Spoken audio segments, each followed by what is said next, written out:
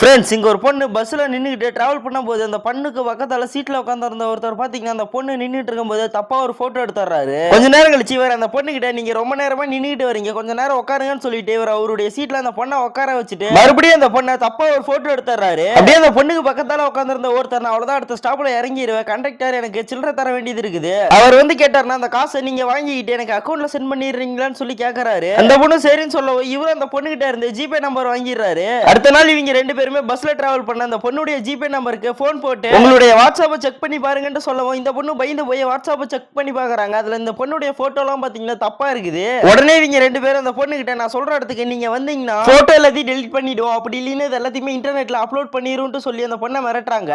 உடனே இந்த பொண்ணு அவங்க கிட்ட நான் எங்க வரணும்னு சொல்லி கேட்டு அவங்களுடைய அட்ரஸ் பாத்தீங்கன்னா வாங்கிக்கிறாங்க. அடுத்ததான் அங்க என்ன நடந்திருக்கும்னு தெரிஞ்சுக்கிங்க.